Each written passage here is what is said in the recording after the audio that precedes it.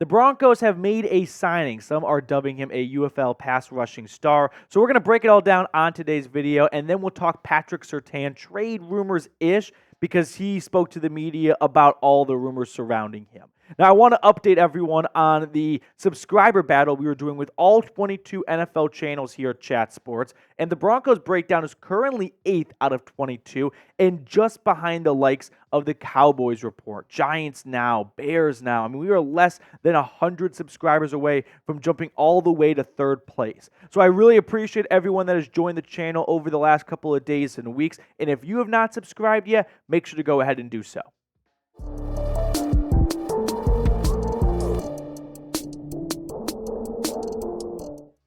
We got a signing in June. Something to talk about because usually this is the slow portion of the offseason, but the Denver Broncos, along with several other NFL teams, have made a couple of UFL signings. I keep wanting to say USFL. I can't keep up with the spring leagues. I never watched them, to be totally honest with you guys. But DeAndre Tillman, he's expected to sign with the Broncos, and potentially by the time you're watching this, he has already signed with the team. Aaron Wilson was the first one on all these UFL signings, but you could also expect to see a corresponding roster move made. I believe the Broncos were at 90, so someone will have to leave if that is the case. But for now, let's get you guys familiar with Tillman. So he is making his NFL debut in some ways. He has been with the Birmingham Stallions, who I learned by researching Tillman for this video, have won 3 straight championships. So who's better, them or the Chiefs? That's a debate we need to have, 3 in a row for the Stallions. Tillman was also a 3rd-round pick by the Stallions out of Indiana University of Pennsylvania. So I learned about that school today. That is the most bonkers school name in the country. And he led the Stallions last season with 4 sacks. But if we're getting into the nitty-gritty on Tillman and this Denver defensive line, which he joins, the more competition, the better at the defensive line. I know that the fun, sexy room to talk about this offseason is the quarterback room. And that's the correct room to really nitpick and divulge into because the quarterback position is much more impactful than the defensive line. But I do want to know that I've quietly been banging the drum of I am a little bit concerned over this defensive line because it wasn't good last year. And they have made some changes, right? They brought in John Franklin Myers. They signed Malcolm Roach. But I'm not sold on that being enough. And beggars can't be choosers. You can't solve all of your problems in one off season usually. But I still feel like, listen, this defensive line could use some help. And so if they want to bring in some more competition to it, I'm not going to protest that. Last year, Zach Allen was definitely the best of the bunch, but his primary job is getting after the quarterback. And so for the other guys, excluding John Franklin Myers, there'll be some level of importance placed on stopping the run, which Denver was bottom 3 in the NFL last year at doing. So the Broncos defensive line, it needs a 180, and I do think they have made some strides, trading for John Franklin Myers. Signing Malcolm Roach, I'm not quite sure how much of an improvement that is from Mike Purcell and Jonathan Harris, but it's an effort, right? That's much better than just running it back with the same group last year that wasn't a very effective group. I mean, look at the PFF ranks from the Broncos' top 4 snap leaders on the defensive line.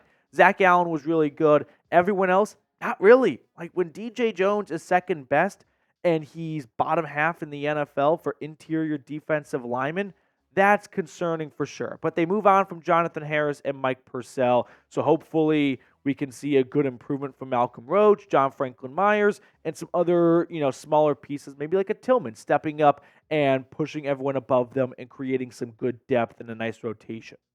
Now, before we talk about Patrick Surtain next on today's video, I do want to start some fun things over the summer, including some trivia episodes. So here's a trivia question for everyone watching right now. Who on the Broncos is second in sacks since 2010? Obviously, Von Miller is number 1. I was very surprised to see what a huge gap there was between first and second from 2010 to present. We're talking 80 sacks. Bradley Chubb, Draymond Jones, Shelby Harris filing after that. But get in the comment section right now, who is second on the team in sacks since 2010, playing with the Broncos from 2012 to 19 and recording 33 sacks. So Chris Thomason from the Denver Gazette did an interview with Patrick Surtain, and this part of the interview has kind of gone, wild and viral on Broncos social media. So Chris tweeted out, there were some trade rumors surrounding Broncos cornerback Pat Surtain. When I asked him if he ever thought there was any chance he would be traded, he said no. He wants to be with the team long term. Obviously, I want to be a Bronco. And that was great to hear because Patrick Surtain is one of one. Like, he is, in my opinion, the best cornerback in the National Football League. And lucky for Denver, he's super young and has a long career ahead of him still, despite being so accomplished already. I mean, all-pro guy in his second year in the NFL. He's got 2 years left on his rookie contract. Next season, he'll really cash in on that near $20 million fully guaranteed fifth-year option. And if you go back in time to the trade rumors that Chris was referring to, Adam Schefter reported, this was months ago during the NFL trade deadline of 2023, that 3 teams made an offer for Patrick Surtain. So there has been a lot of interest in PS2, and bravo to Sean and George Payton for not moving on from the cornerstone piece of this defense. Pat Surtain, he must be a Bronco for life. Not a want, but a need. Patrick Surtain deserves to be in the Broncos Ring of Honor. He is going to get there. He is one of the best players in the National Football League at his position already. He is only scratching the surface. Don't botch this up. I don't think they will. I don't have any concerns about it. I don't see any signs pointing to it. But if it needs to be said for the people in the back, I'll be the one that says it. Patrick Surtain II needs to be a Denver Bronco for his entire NFL career. Look at what he has done through 3 seasons. One thing that jumps out to me, not just the takeaways, the stats, all that great stuff, the availability, right? Last 2 years, hasn't missed a game. In his rookie season, he has missed 1 game through 3 seasons. Like, there are a lot of things that GMs and evaluators look for in players when giving out huge contracts. And I think as fans, people sometimes get suckered into the stats, the touchdowns, the yards, interceptions, sacks. But how about availability? If you're paying a guy a lot of money to play for you, you want him to be available. And Patrick Surtain, knock on wood, has been that his entire NFL career. I'll take it one step further. We shared this graphic months ago when the Patrick Surtain trade rumors are kind of heating up, so to speak. And 100 plus yard coverage yards allowed since and through 3 seasons, I beg your pardon. Patrick Surtain with 2 games where he has given up 100 or more yards in coverage in his first 3 seasons of the NFL. Darrelle Revis, Richard Sherman, also tied. Like, this is Hall of Fame company to be in, ladies and gentlemen. It's half of what Jalen Ramsey and then a little more than half of what Patrick Peterson did in their first 3 seasons in the NFL. Patrick Surtain is on a course to be one of the best cornerbacks of all time. Like, I know that's really premature to say, and we have a long ways to go, but he's on that path right now. He's on that trajectory. So I don't expect Denver to botch this, but if it needs to be said, like I said, I'll be the one that says it. Now let's talk about the future of Patrick Surtain in Denver, because if he's going to be a Bronco for life, there will be a contract extension that gets done soon. And I could see it actually getting done between now and the start of the NFL regular season. I don't think the Broncos have any doubts about PS2's abilities, and they need to see him play 1 more year before committing to him. Plus, the longer you wait, the more it's going to cost you as more cornerbacks get paid, and each one tops one another on the open market. So if I were the Broncos, I would rush to get this contract done. It's a 5-year, $115 million extension. That is an average of $23 million a season. That would not only make him the highest paid cornerback, but it wouldn't just be barely topping Jair Alexander. So I think from Patrick Surtain, you can see there's a lot of faith and investment from the Broncos. And from the Broncos side of things, they get this done now because you have seen just how explosive the wide receiver market has been, right? The Vikings waited on Justin Jefferson a little too long, and look how much that has gone up. Look at Brandon Ayuk and the 49ers now. I don't want to see Denver get in that spot. And there's a slim possibility that things go south. It's because Denver drags their feet on this, and the price keeps going up, and all of a sudden the Broncos go, well, we're not interested in paying that much money. So get it done right now. I think this is a win-win contract for both sides. So if you were in charge, would you give this extension to PS2? Have you seen enough from him to make him the highest paid cornerback in the NFL and NFL history? Guarantee $80 million. So from a GM perspective, this is a 4-year, $80 million contract, essentially, if you were really trying to get out of it as soon as possible. But I don't foresee that ever being a possibility with Patrick Surtain, given how young he is and how accomplished and talented he already is in the NFL. All right, that will do it for us on today's show, but we do have our trivia question, and then we've got our summer hot takes.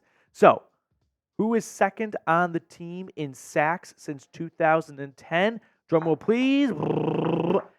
Derek Wolfe, 33 sacks from 2012 to 19. About 80 sacks less than number one Von Miller, which, listen, there was no competition about who would be first. Did not think, though, like I said, there would be that big of a drop-off from first to second. So let me know in the comment section if you got this one right. We'll do more of these trivia questions if you guys enjoy them.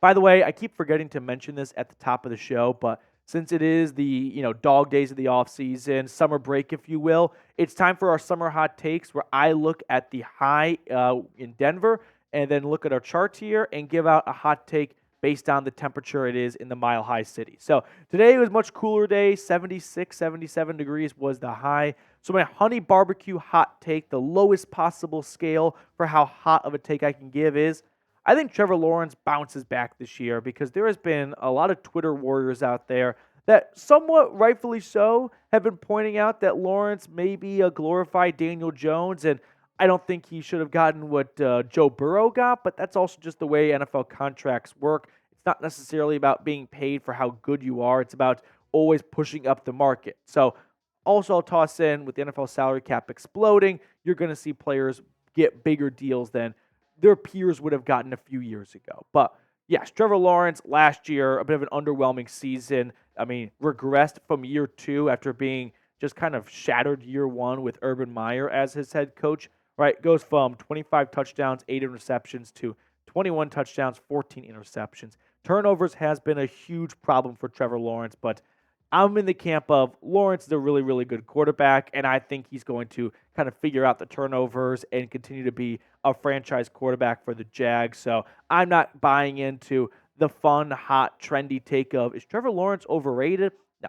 One bad year that was kind of filled with injuries a season ago, I don't think is going to define the next few years for T-Law. Now, that will do it for us on today's show. Thank you guys so much for tuning in. I always appreciate those of you that hang out with us here at the Broncos Breakdown. If you have not, go ahead and subscribe, comment, like the video, all that good stuff if you enjoy our content, and we'll see you all later.